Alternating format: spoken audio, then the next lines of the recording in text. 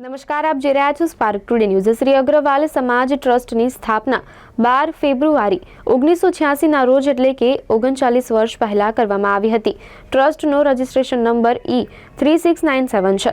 શ્રી અગ્રવાલ સમાજ ટ્રસ્ટના બંધારણ પ્રમાણે દર 11 માસે ચૂંટણી કરી નવી કારોબારી સમિતિની નિમણૂક કરવી જરૂરી છે, પણ આ પ્રક્રિયાનું પાલન ન કરવામાં આવતા શ્રી અગ્રવાલ સમાજ ટ્રસ્ટના અમુક સભ્યોએ મહેરબાન સંયુક્ત ચેરિટી કમિશનરની કચેરીમાં એડવોકેટ અમીશ દાદાવાલા મારફતે ચૂંટણી માંગતી અરજી દાખલ કરી હતી, જેને આજે 8 મહિના જેટલો સમય થઈ ગયો છે। શ્રી અગ્રવાલ સમાજ ટ્રસ્ટના સભ્યો નિષ્પક્ષ અને ન્યાયની ચૂંટણી પ્રક્રિયા થાય તેના માટે પ્રયાસો કરી રહ્યા છે, પરંતુ વર્ષોથી સમાજ ટ્રસ્ટમાં બેઠેલા લોકો મહેરબાન સંયુક્ત ચેરિટી કમિશનર સાહેબના માર્ગદર્શન હેઠળ ચૂંટણી ન થાય તેવું ઈચ્છી રહ્યા છે।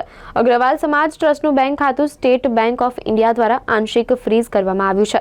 બેંક ખાતું આંશિક ફ્રીઝ બંધ હોવાથી હવે અગ્રવાલ સમાજ ટ્રસ્ટના અમુક લોકો છેલ્લા 6 મહિનાથી રોકડમાં વ્યવહાર કરી રહ્યા છે, જે નિયમ અને કાયદા વિરુદ્ધ છે।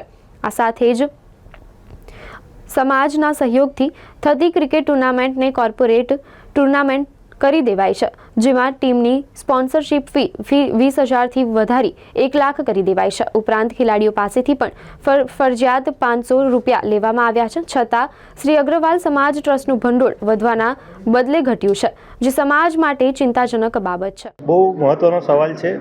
લડત એ જ છે કે એક પારદર્શી વહીવટ થવો જોઈએ। ચેરિટી ઓર્ગેનાઇઝેશન કોઈ પણ હોય, અગ્રવાલ સમાજ નહીં, કોઈ પણ ચેરિટી ઓર્ગેનાઇઝેશન હોય, એ સમાજનું પૈસો છે, સમાજની વિચાર છે, અને એનું પ્રોપરલી જે રીતે વડીલોએ ટ્રસ્ટ ડીડ બનાવી હોય, ચેરિટી કમિશનર ઓફિસે ટ્રસ્ટ ડીડ મંજૂર કરી હોય, એ પ્રમાણે એનો વહીવટ થવો જોઈએ સમાજના ઉત્થાન માટે, નહીં કે મારા પર્સનલ એજન્ડા માટે, કે મારે સમાજના મોટા માણસ છું, મારે મોટા એજન્ડા રાખવા છે, મારું કામ મારા હસ્તક મોટા થયા, આ બધું ઠીક છે, ગૌણ છે, પણ સમાજ પહેલો હોવો જોઈએ। આજની તારીખમાં જે કંઈ બી લોકો છે, એ લોકો સમાજને પહેલો નથી મૂકતા, પોતાની જાતને પહેલાં મૂકે છે। બીજું મારી સમજ એવી છે કે એ લોકો સમાજને જવાબ નથી આપતા, જે બહુ મોટો પ્રશ્ન છે, અને એની વિરુદ્ધ જ આખી લડત છે।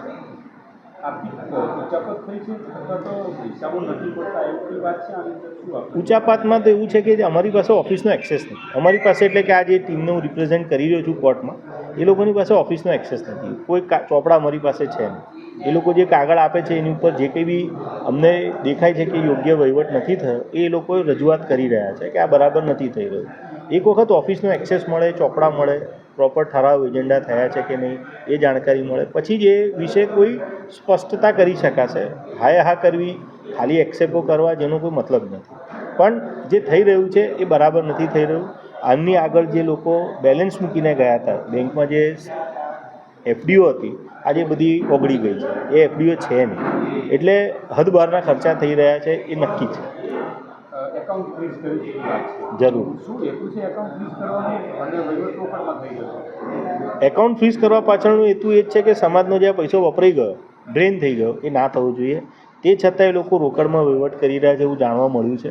ભવનની અંદર આજે પણ લોકોને ભવન રોકડથી મળી રહ્યું છે, લોકો કરી રહ્યા છે, એ સારી વાત છે, પણ મૂળ હેતુ એકાઉન્ટ ફ્રીઝ કરવાનો એ જ હતો કે વહીવટ ખોટો ના થાય, પણ થઈ રહ્યું છે। હવે એવી તપાસનો વિષય છે, જ્યારે ચોપડા હાથ પર આવશે કે ખરેખર શું થયું છે, કઈ રીતે થયું છે, પૈસા રોકડમાં લઈને એ લોકો એનો કઈ રીતે વ્યવહાર કર્યો છે, કોઈ વાઉચરો ઇસ્યુ થયા છે, નથી થયા છે તો કોણે કર્યા છે, કેવી રીતે કર્યા છે, મર્યાદામાં પૈસા લેવા એ લીધા છે, નથી લીધા, FSR લીધા છે, હકીકત આ કોઈ જ ડેટા અમારી પાસે નથી, પણ વહીવટ થઈ રહ્યો છે।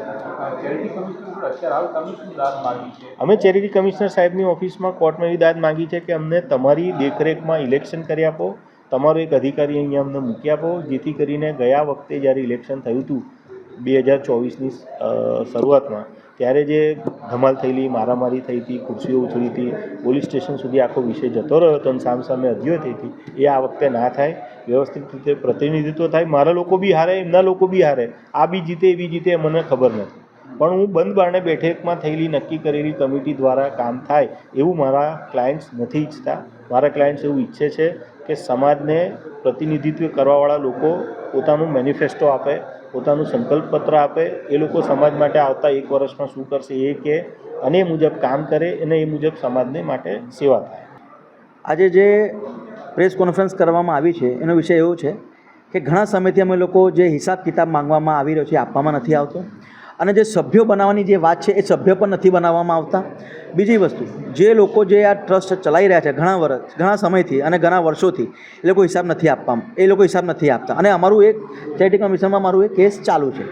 પર જ્યારે એ સમાજની વાત આવે છે, અમે લોકો સમાજને ભેગું થવામાં એ કરવા રહ્યા છે કે સમાજ એક ભેગું થાય. પણ આજે બહુ દુઃખની વાત છે કે અમારા જ ભાઈઓ સામે અમારે પ્રેસ કોન્ફરન્સ કરવી પડે છે. કોણ કોણ છે ટ્રસ્ટીઓના આટલો બધો ઘોટાળાનો તમે આરોપ લગાવ્યો છે, એ કોણ કોણ છે? જે ચૂંટાયેલા પ્રતિનિધિઓ છે એમના ઉપર જ અમારો આક્ષેપ છે કે ભાઈ જે ચૂંટાયેલા જે પ્રતિનિધિઓ છે એમને જે હિસાબ અમે જે માંગીએ છીએ કેમ નથી આપવામાં આવતું. કોણ છે ચૂંટાયેલા પ્રતિનિધિ? હમણાં કેટલા લોકો રાજીનામા આપ્યા છે અને કેટલા લોકો અંદર સભ્ય ચાલુ છે. હવે કેટલા લોકો જે રાજીનામા આપ્યા છે એ અંદર હવે ચેરમેન નથી, કોઈ એ શું કહેવાય પ્રમુખ નથી, એટલે હમણાં કોઈ એકદમ અમે લોકો નથી કહી શકતા કે હવે કોણ ચલાવી રહ્યું છે. ચલાવી કોણ રહ્યું એ જ નથી ખબર પડતી. એ લોકો લિસ્ટમાં નથી આપતા કે અત્યારે કોણ પ્રમુખ છે, કોણ ઉપપ્રમુખ છે, શું છે શું નહીં, એ જાણકારી પણ આપતા નથી. આજે આ વિવાદ ઊભો કરી અને આપણો સમાજ વિવાદમાં આવી રહ્યો છે, શું કહેશો આમાં? બોલો તમને પૂછે છે. શું કહો છો ભાનુભાઈ? આટલું મોટું ભવન ઊભું કર્યું અહીં સુધી સમાજને લાયા છે આ ટ્રસ્ટને, એ વિવાદ ઊભો થઈ ગયો છે, એટલું શું છે તમારા? જે અમારા વડીલો છે જે ભવન ઊભું કરીને ગયા એ બહુ સારી વાત છે, અમે એમનો આભાર વ્યક્ત કરીએ છીએ. પછી વિવાદો ચાલુ થયા એ અમને જ્યારે ખબર પડી એના પછી વિવાદો ચાલુ થયા, એના પહેલાં કોઈ વિવાદો નહોતા. વિવાદો ચાલુ ક્યારે થયા? આફ્ટર જે ઇલેક્શન થયા, જ્યારે અમે લોકો કન્ટેસ્ટ કર્યા ઇલેક્શન પછી અમે લોકો બધું બહાર કાઢ્યું આરટીઆઈ પ્રમાણે, આરટીઆઈ કરીને જ્યારે એના પછી અમને ખબર પડી, એના પછી વિવાદો ચાલુ થયા છે.